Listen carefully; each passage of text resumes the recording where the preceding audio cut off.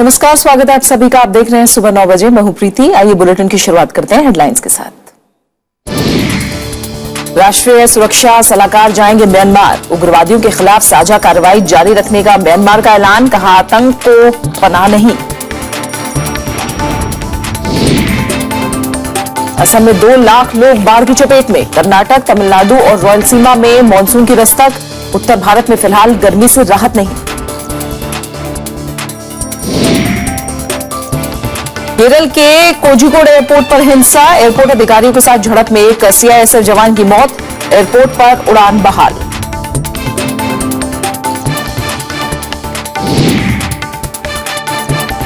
Press council of India ने की शाहजहांपुर पत्रकार हत्याकांड मामले की एसआईटी जांच की मांग। हत्या में मंत्री का हाथ होने का दावा। सरकार का निष्पक्ष जांच का भरोसा। भारत विकास दर में चीन से आगे। ग्लोबल इकोनॉमिक प्रोस्पेक्टस रिपोर्ट्स जारी। चीन की 7.1 के मुकाबले भारत की विकास दर 7.5 होने का अनुमान।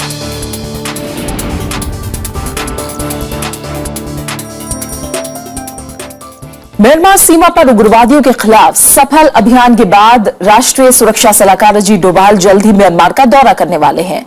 इस दौरान वो म्यांमार सरकार से मिलकर उग्रवादियों के खिलाफ साझा कार्रवाई को लेकर बातचीत करेंगे। मंगलवार को सीमा के पास सेना ने उग्रवादियों के खिलाफ अभियान को अंजाम दिया, जिसमें 38 उग्रवादियों के मारे जाने की खबर है। ये है सेना के वो जाबाज कमांडो जिन्होंने मणिपुर से सटी म्यांमार सीमा पर उग्रवादियों की करतूत का बदला लिया। मंगलवार को 13 घंटे के ऑपरेशन में सेना के विशेष बल ने म्यांमार की सीमा में घुसकर उग्रवादियों के 2 ठिकानों को नेस्तनाबूद कर दिया। सेना के जवान बिना किसी नुकसान के ऑपरेशन को सफलतापूर्वक अंजाम देकर वापस लौट आए। चुनौती तो है और चुनौती को हाथ में लेते हुए जो काम किया देश हित में, वो देश वाला सब मिल करके उसको हम लोग को इसको सैल्यूट करना चाहिए। सेना के जवानों को और जितने भी लोग इसमें जुड़े हुए हैं। ये प्रक्रिया है बहुत बड़ा, इसमें एक कोऑर्डिनेशन का आवश्यकता होता है। प्रधानमंत्री से मंजूरी मिलने के बाद राष्ट्रीय सुरक्षा सलाहकार अजीत डोभाल की निगरानी में इस क्रॉस बॉर्डर ऑपरेशन को अंजाम दिया गया। कार्रवाई में सेना के साथ वायुसेना के MI-17 हेलीकॉप्टरों का इस्तेमाल भी किया गया। I think the message is very clear that this government, this nation will no longer quietly suffer attacks on itself. We will retaliate. We are a very strong nation and we will retaliate hard. रक्षा मामलों के जानकारों का कहना है कि इस operation से जहां सेना का मनोबल बढ़ेगा, वहीं हिंसा फैलाने वालों को कड़ा सबक मिलेगा। बड़ा कोऑर्डिनेटेड ऑपरेशन था। इंटेलिजेंस इनपुट्स थे, आर्मी ने काम किया, एयरफोर्स ने उनको सपोर्ट दिया और म्यांमार ने भी भारत को सपोर्ट दिया। राजनीतिक दलों ने भी सेना को इस सफल ऑपरेशन के लिए बधाई दी है। It is good that we could, eliminate the militant sources in Myanmar. Because the Myanmar government and the Myanmar army was friendly with India, that is why we could do that. जो 18 जवान हमारे शहीद हुए थे, उनकी आहुति, जो जीवन की आहुति उन्होंने दी थी, उसके बदले को अंजाम दिया गया। ये अपने आप में एक बहुत बड़ा मोरल बूस्ट है हिंदुस्तान की आर्मी के लिए, सभी हिंदुस्तानियों के लिए, कि अगर एक भी जवान को आप मारोगे तो हम आपको छोड़ेंगे नहीं। इस बीच चीन ने पूर्वोत्तर राज्यों में सक्रिय उग्रवादी गुटों से संपर्क और मदद के आरोपों को खारिज किया है। 4 जून को मणिपुर के चंदेल में सेना के काफिले पर उग्रवादियों ने हमला किया था। इसमें 18 जवान शहीद हो गए थे। इधर के दिनों में भारत ने म्यांमार के रास्ते दक्षिण पूर्व एशिया के देशों के साथ संपर्क बढ़ाने का निर्णय लिया था और इस पर काम शुरू भी हो गया है।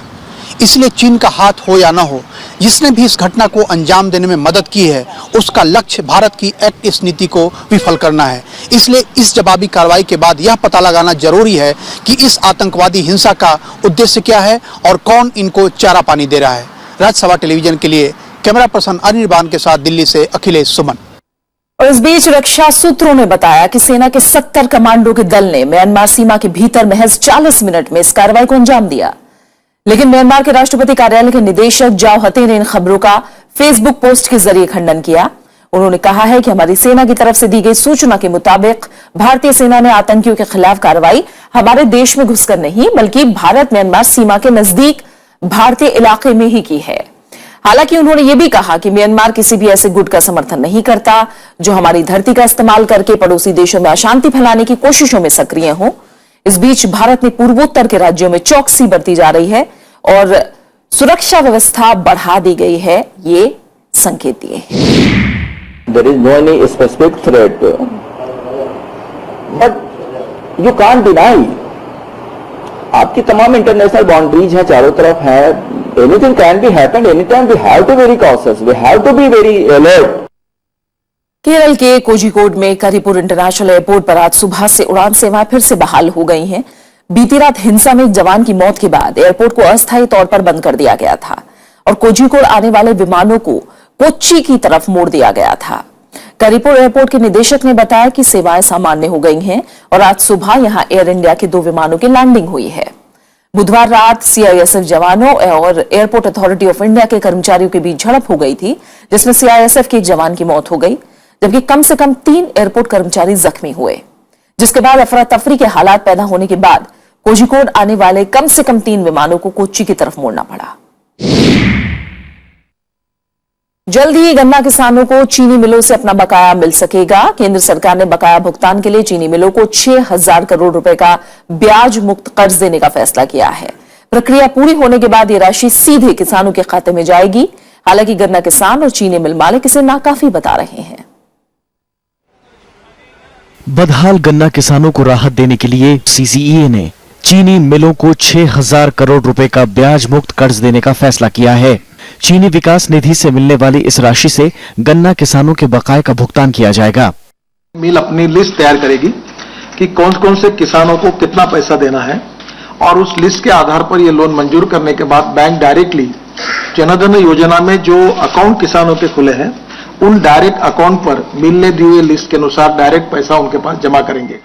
सरकार ने उम्मीद जताई है कि इससे गन्ना किसानों और चीनी मिलों की दिक्कतें कम होंगी, लेकिन गन्ना किसानों और चीनी मिल मालिकों में इस पहल को लेकर खास उत्साह नहीं दिख रहा है। इस माह की मांग है कि सरकार सरप्लस चीनी खरीदे। चीनी के दाम में गिरावट के चलते उनकी लागत भी नहीं निकल रही है। वहीं किसान संगठन सरकार पर गन्ना किसानों की अनदेखी का आरोप लगा रहे हैं। ये है कि कुछ तो रिलीफ मिल जाएगा तुरंत, लेकिन इनमें उन फैक्ट्रियों के क्षेत्र के किसानों को नुकसान होगा जिसकी बैंक गारंटी नहीं है, जिसकी सरकार गारंटी नहीं लेगी। वो इस तरह की बहुत शुगर फैक्ट्रियां हैं। इस साल देश में 283 लाख टन तक चीनी उत्पादन की उम्मीद है। ये पिछले साल के उत्पादन के मुकाबले 43 लाख टन ज्यादा है। वहीं देश में चीनी की खपत करीब 248 लाख टन होगी। मांग की कमी के चलते भारी स्टॉक बचेगा। मिल मालिक इसको लेकर भी परेशान हैं। सरकार ने चीनी उद्योग की मांग पर आयात शुल्क को 25 से बढ़ाकर 40% कर दिया है, लेकिन चीनी मिलों पर संकट और गन्ना किसानों का बकाया 21,000 करोड़ रुपए से ज्यादा पहुंच गया है। ऐसे में किसान और चीनी मिल मालिक सरकार से मदद की मांग कर रहे हैं। अरविंद कुमार सिंह, राज्यसभा टीवी। वहीं दालों की कीमतों पर अंकुश लगाने के लिए केंद्र सरकार ने बड़े पैमाने पर दाल आयात करने का फैसला किया है। सरकार ने राज्यों को भी आदेश दिया है कि जमाखोरों पर सख्ती बरती जाए। बीते 1 साल में दाल की कीमतों में हुई बेतहाशा बढ़ोतरी के बाद सरकार की सक्रियता देखने को मिली है। 2014-15 के फसल वर्ष में दलहन की पैदावार में 20 लाख टन की कमी दर्ज की गई। इस वजह से बीते 1 साल में दालों की कीमतों में 64% का इजाफा हुआ है। कीमतों पर लगाम लगाने के लिए केंद्र सरकार ने बड़े पैमाने पर दालों के आयात करने का फैसला किया है। साथ ही राज्यों को जमाखोरों पर सख्त कार्रवाई के भी निर्देश दिए गए हैं। खाद्य और उपभोक्ता मामलों के मंत्री रामविलास पासवान ने भी भरोसा दिया है कि सरकार जरूरत के हिसाब से दालों का आयात करेगी। सरकार में कैबिनेट में इस बात की चिंता व्यक्त की गई कि दाल की कीमतें जिस प्रकार से बढ़ी है इसके ऊपर चर्चा हुई और प्रधानमंत्री ने तुरंत निर्देश दिए हैं कि बड़े प्रमाण पर दाल की कीमतें जो बढ़ रही है उसको रोकने के लिए हम दाल इंपोर्ट करने के लिए तुरंत कोशिश करें और अनुमति दें। सरकारी आंकड़ों के मुताबिक 2014-15 के फसल वर्ष के दौरान देश में दलहन उत्पादन घटकर 173.8 लाख टन रहने का अनुमान है, जबकि पिछले साल 192.5 लाख टन दलहन उत्पादन हुआ था। फिलहाल घरेलू जरूरतों को पूरा करने के लिए सालाना करीब 40 लाख टन दाल का आयात होता है। इसके अलावा अदालतों में चेक बाउंस के मामलों की भारी संख्या को देखते हुए कैबिनेट ने अध्यादेश लाकर नेगोशिएबल इंस्ट्रूमेंट एक्ट में संशोधन करने को मंजूरी दी है। अब चेक बाउंस के मामले वहां की अदालत में ही दायर किए जाएंगे जहां चेक भुनाने के लिए पेश किया गया था। हमारे कोर्ट में 18 लाख केसेस ऐसी पेंडिंग थी कि वो दिल्ली में चेक मिला और दिल्ली में केस डाली पर उसका जुडिक्शन बदल गया था। तो सरकार ने अब इसके बारे में पिछले पार्लियामेंट में उसका बिल भी मंजूर किया था और राज्यसभा में एक दिन वो नहीं हो पाया और इसलिए ये 18 लाख केसेस पेंडिंग है और इसमें बड़े प्रमाण पर लोग बहुत त्रस्त हैं। इन लोगों को रिलीफ देने के लिए सरकार ने ये ऑर्डिनेंस निकाला है। कैबिनेट ने बांग्लादेश, भूटान और नेपाल के साथ मोटर वाहन संधि को मंजूरी दे दी। इस करार पर 15 जून को भूटान में परिवहन मंत्रियों की बैठक में हस्ताक्षर किए जाएंगे। इसके अलावा केंद्र ने खरीफ सीजन के दौरान यूरिया की उपलब्धता के लिए 3 नाफ्ता प्लांटों के यूरिया उत्पादन का भी फैसला किया है। Bureau report, Rajya Sabha TV. केंद्र सरकार ने भूमि अधिग्रहण विधेयक पर सहमति बनाने की कोशिशें तेज कर दी हैं। बुधवार को वित्त मंत्री अरुण जेटली ने इस मुद्दे पर किसान नेताओं से मुलाकात की। किसान संगठनों ने इस मुद्दे पर श्वेत पत्र जारी करने की बात कही है। भूमि अधिग्रहण बिल पर किसान संगठन खासे सक्रिय हैं। इसी सिलसिले में किसानों के एक प्रतिनिधिमंडल ने वित्त मंत्री अरुण जेटली से मुलाकात की। वित्त मंत्री ने उनकी आशंकाओं को शांत करने की कोशिश की। किसानों ने वित्त मंत्री को कुछ सुझाव भी सौंपे। किसान संगठनों के मुताबिक उन्होंने अपने सरोकार से सरकार को अवगत करा दिया है। किसान डेवलपमेंट विरोधी नहीं है, ऐसा हम लोग मानते हैं और किसानों का पूरी सहमति है, लेकिन किसानों के कुछ सरोकार हैं जिनसे सरकार को हमने अवगत कराया है और सरकार बहुत सारी बातों पर सहमत है। उन्होंने भरोसा दिलाया है कि हम भी सरकार चाहती है कि किसानों की जमीन हम नहीं छीनेंगे और ज्यादा से ज्यादा किसानों को खुश करके किसानों का समाधान करके ही हम कुछ ना कुछ हल निकलेंगे, इसी तरह से आश्वासन उन्होंने दिया। किसान संगठनों ने इस मुद्दे पर श्वेत पत्र जारी करने की मांग उठाई। एक पखवाड़े के भीतर वित्त मंत्री की किसान नेताओं के साथ ये दूसरी मुलाकात है। वित्त मंत्री अरुण जेटली ने किसानों की चिंताओं पर पूरा ध्यान देने का भरोसा दिलाया है। उन्होंने कहा कि सरकार किसानों की जमीन छीनना नहीं चाहती और इस मुद्दे का ऐसा हल निकाला जाएगा जिससे किसान संतुष्ट हों। Bureau report, Rajya Sabha TV. Andhra Pradesh के मुख्यमंत्री एन चंद्रबाबू नायडू ने कल प्रधानमंत्री नरेंद्र मोदी से मिलकर फोन टैपिंग मामले की शिकायत की। चंद्रबाबू नायडू ने तेलंगाना के मुख्यमंत्री के चंद्रशेखर राव पर गैर कानूनी तरीके से उनका फोन टैप कराने का आरोप लगाया है। वो बीजेपी के राष्ट्रीय अध्यक्ष अमित शाह और केंद्रीय मंत्री वेंकैया नायडू से भी मिले। दरअसल तेलंगाना विधान परिषद के चुनाव में कैश फॉर वोट मामले में मनोनीत विधायक एल्विस स्टीफेंसन की बातचीत का ऑडियो टेप सामने आया था, जिसके बाद टीडीपी ने राज्यपाल से हस्तक्षेप करने की मांग की थी। आंध्र प्रदेश पुलिस ने तेलंगाना के मुख्यमंत्री के चंद्रशेखर राव के खिलाफ मामला भी दर्ज किया था। वोट के बदले नोट के मामले में टीडीपी के विधायक रेवंत रेड्डी ने एसीबी ने उन्हें गिरफ्तार किया था, जिन्हें 1 दिन की अंतरिम जमानत मिल गई। एक के बाद एक आम आदमी पार्टी के 2 पूर्व कानून मंत्रियों पर गैर कानूनी हरकत के आरोप लग रहे हैं। ताजा मामला पूर्व कानून मंत्री सोमनाथ भारती से जुड़ा है। इस बार उनकी पत्नी ने उन पर मारपीट का आरोप लगाया है। लिपिका मित्रा ने दिल्ली महिला आयोग में घरेलू हिंसा की शिकायत दर्ज कराई है। मामले की गंभीरता को देखते हुए आयोग ने सोमनाथ भारती को नोटिस भेजा है। भारती को 26 जून तक इस नोटिस का जवाब देना है। लिपिका इससे पहले पुलिस में भी घरेलू हिंसा का मामला दर्ज करा चुकी हैं। I want separation. I want out from this marriage. I want to live with dignity with my children. 2010 से चल रहा है. 2010 से चल रहा है. So it would be difficult for me to summarize it. It's going on for such a long time. It's a long thing. Mrs Somnath Bharti जो हमारे पास आई हैं, उन्होंने अपने पति के खिलाफ डोमेस्टिक वायलेंस का, जब से उनकी शादी हुई है 2010 से, तब से लगातार मार पिटाई, और आपने जिस तरह की देखा उनके हालात भी, मार पिटाई ये सब उनके साथ होती रही। वहीं अवध यूनिवर्सिटी ने साफ किया है कि तोमर ने उनके यहां से स्नातक की डिग्री हासिल नहीं की, जबकि तोमर के मुताबिक उन्होंने यहीं से बीएससी की डिग्री ली है। इस फर्जीवाड़े के आरोप में तोमर अपनी कुर्सी गंवा चुके हैं। मुख्यमंत्री केजरीवाल ने उनकी जगह कपिल मिश्रा को नया कानून मंत्री बनाने का फैसला किया है। फर्जी डिग्री मामले में दिल्ली के पूर्व कानून मंत्री जितेंद्र सिंह तोमर की गिरफ्तारी के बाद विपक्ष ने आक्रामक तेवर अख्तियार कर लिए हैं। कांग्रेस कार्यकर्ताओं ने दिल्ली में प्रदर्शन किया और तोमर की विधानसभा सदस्यता को रद्द करने के साथ साथ मुख्यमंत्री अरविंद केजरीवाल से भी नैतिक आधार पर इस्तीफे की मांग की है। जो पारदर्शिता की बात, ईमानदारी की बात, लोकपाल की बात और बड़े बड़े नारे देकर के सत्ता में आए थे ईमानदारी के, 1031 अफसरों के खिलाफ तो खुल गया। अपना लोक आयुक्त क्यों नहीं अभी तक इन्होंने अपॉइंट किया? हमारा मुख्य सवाल ये है और इसलिए नैतिकता के आधार पर हम केजरीवाल जी के इस्तीफे की मांग करते हैं। आपके अब आंतरिक लोकपाल भी नहीं है, जो आंतरिक लोकपाल है, जिसके कारण से आप चीजों को ट्रांसपेरेंट रखते थे, चीजों को ठीक रखते थे, वो भी आपके पास नहीं है। लोकायुक्त की अभी तक नियुक्ति नहीं हुई है दिल्ली के अंदर। तो ये केवल कहना और करना, दोनों बातों में बहुत फर्क है।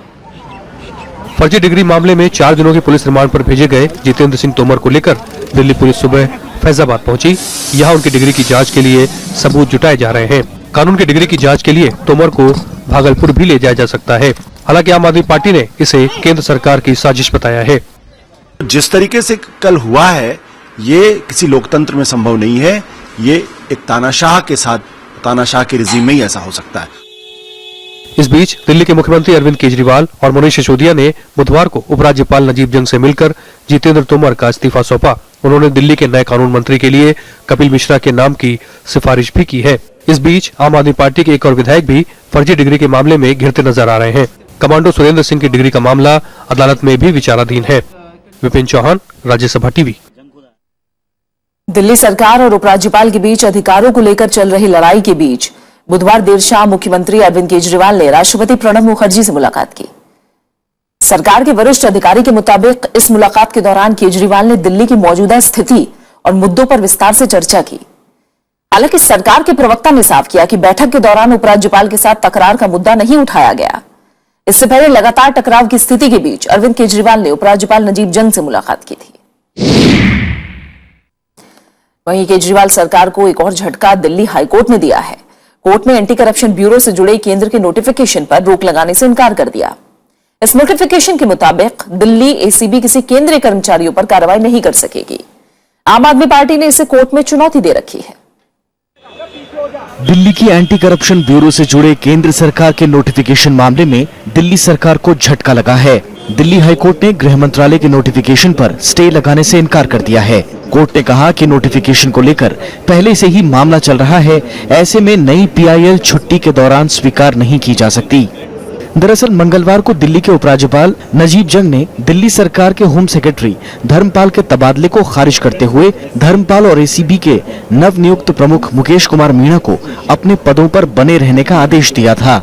जबकि दिल्ली सरकार ने एलजी की ओर से नियुक्त किए गए होम सेक्रेटरी धर्मपाल का तबादला कर दिया था और नए एसीबी चीफ एमके मीणा को भी ज्वाइन करने से मना कर दिया था।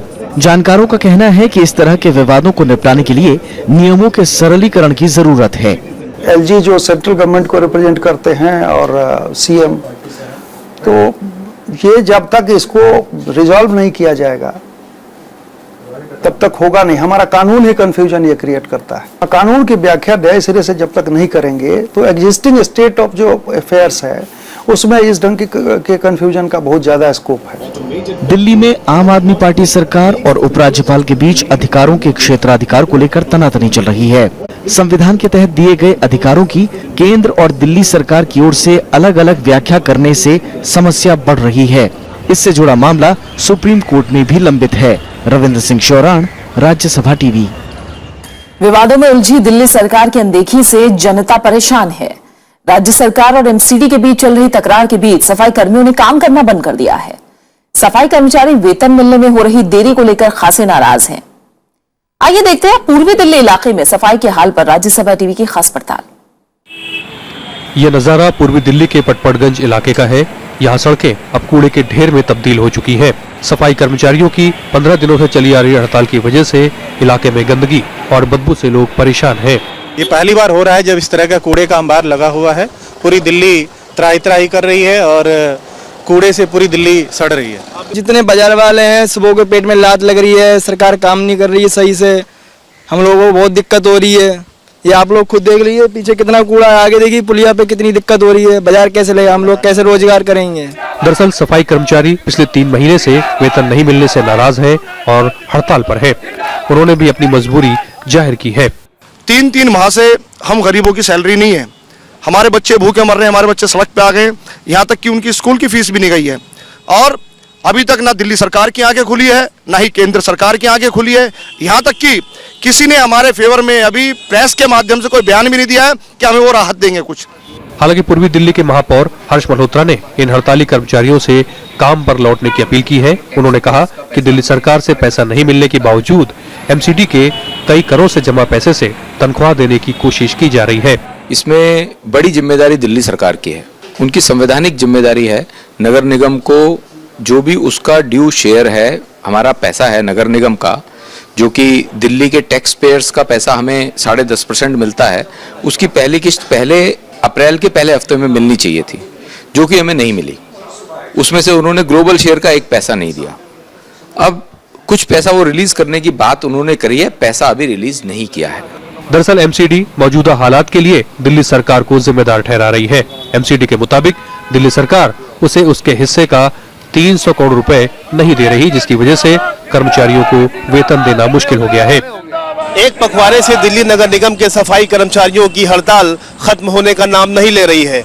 कर्मचारी दिल्ली सरकार और केंद्र सरकार दोनों पर लगातार दबाव बनाने की कोशिश कर रहे हैं, लेकिन फिलहाल कोई राह नजर नहीं आ रही है। ऐसे में क्लीन दिल्ली और ग्रीन दिल्ली का दावा करने वाली दिल्ली सरकार कटघरे में खड़ी नजर आ रही है। कैमरामैन सुधांशु के साथ Mohammad Fateh, Tipu, Rajya Sabha TV.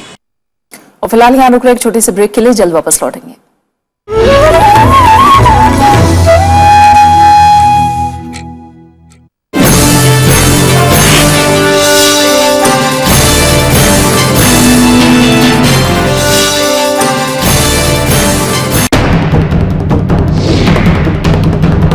Another round of action against NGOs.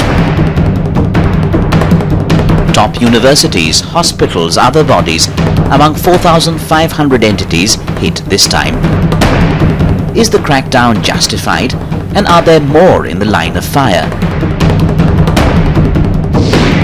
Watch the big picture on Rajya Sabha television.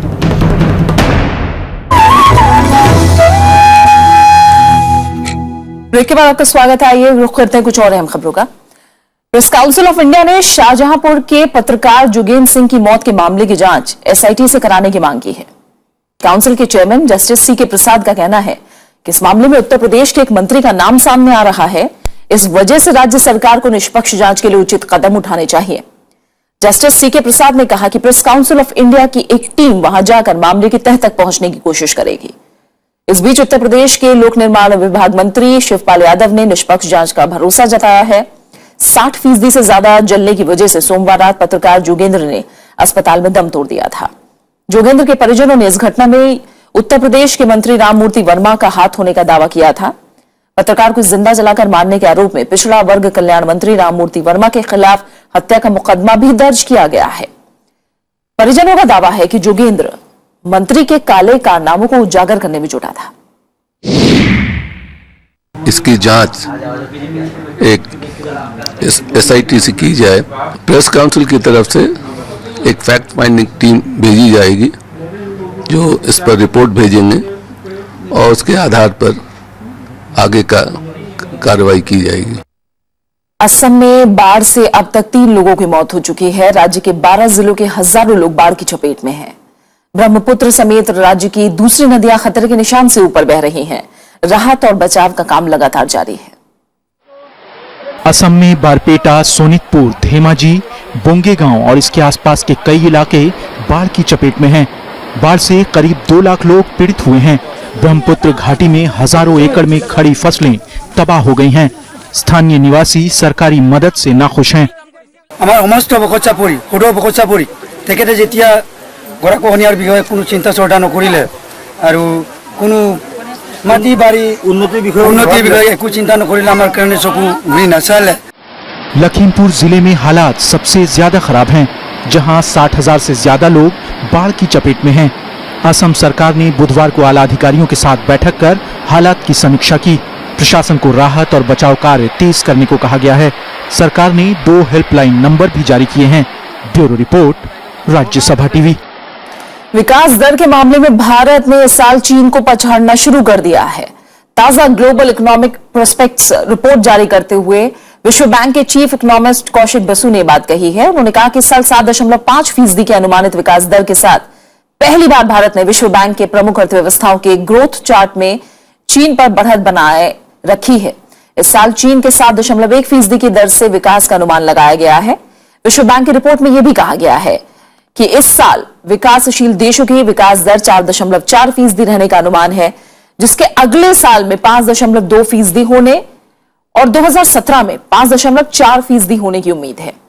Basu ने कहा कि धीरे धीरे ही सही, लेकिन निश्चित तौर से जमीनी स्तर पर वैश्विक अर्थव्यवस्था में बदलाव आ रहा है।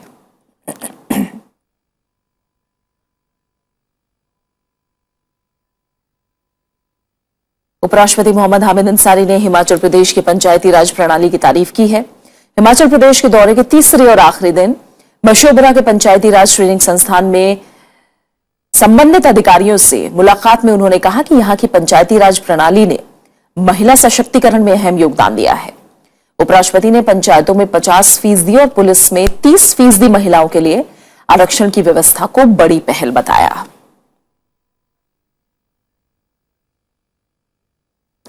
कुछ अहम अंतर्राष्ट्रीय खबरों की बात। अमेरिका ने आतंकी संगठन आईएस के खिलाफ इराकी सैनिकों को प्रशिक्षित करने के लिए अपने 450 सैनिक इराक भेजने का फैसला किया है। इसके अलावा अमेरिका अंबार प्रांत में नया सैन्य अड्डा भी खोलेगा। हाल ही में अंबार प्रांत पर आईएस आतंकियों ने फिर से कब्जा कर लिया था। व्हाइट हाउस प्रवक्ता जोश अर्नस्ट के मुताबिक G7 सम्मेलन के दौरान इराकी प्रधानमंत्री हैदर अल अबादी ने अमेरिका से मदद की बात कही थी, जिसे देखते हुए यह फैसला किया गया है। हाल के दिनों में आईएस को पीछे हटाने में इराकी सेना कमजोर साबित हुई है, जिसके मद्देनजर अमेरिका के इस फैसले को काफी अहम माना जा रहा है। बात क्रिकेट की। फतेहुल्ला टेस्ट का आज दूसरा दिन है। इससे पहले कल का दिन भारतीय बल्लेबाजों के नाम रहा। टॉस जीतकर भारत ने पहले बल्लेबाजी का फैसला किया। पहले दिन 56 ओवर के खेल में बांग्लादेशी गेंदबाज विकेट के लिए तरसते नजर आए। पहले दिन का खेल खत्म होने तक भारत ने बिना विकेट खोए 239 रन बना लिए थे। सलामी बल्लेबाज शिखर धवन ने शानदार नाबाद शतक लगाया। धवन ने 150 रन की पारी में 21 चौके लगाए। दूसरे छोर पर मुरली विजय ने उनका बखूबी साथ निभाया। मुरली विजय ने नाबाद 89 रन की पारी में 8 चौके और 1 छक्का लगाया। बारिश की वजह से बीच में खेल रोकना भी पड़ा था। और इसी के साथ फिलहाल इस बुलेटिन में इतना ही। आखिर में एक नजर हेडलाइंस पर। राष्ट्रीय सुरक्षा सलाहकार जाएंगे म्यांमार। उग्रवादियों के खिलाफ साझा कार्रवाई जारी रखने का म्यांमार का ऐलान। कहा आतंकी को पनाह नहीं। असम में 2 लाख लोग बाढ़ की चपेट में। कर्नाटक, तमिलनाडु और रायलसीमा में मानसून की दस्तक। उत्तर भारत में फिलहाल गर्मी से राहत नहीं। केरल के कोझिकोड एयरपोर्ट पर हिंसा। एयरपोर्ट अधिकारियों के साथ झड़प में एक सीआईएसएफ जवान की मौत। एयरपोर्ट पर उड़ान बहाल। प्रेस काउंसिल ऑफ इंडिया ने की शाहजहांपुर पत्रकार हत्याकांड मामले की एसआईटी जांच की मांग। हत्या में मंत्री का हाथ होने का दावा। सरकार का निष्पक्ष जांच का भरोसा। भारत विकास दर में चीन से आगे। ग्लोबल इकोनॉमिक प्रोस्पेक्ट्स रिपोर्ट जारी। चीन के 7.1 के मुकाबले भारत की विकास दर 7.5 होने का अनुमान।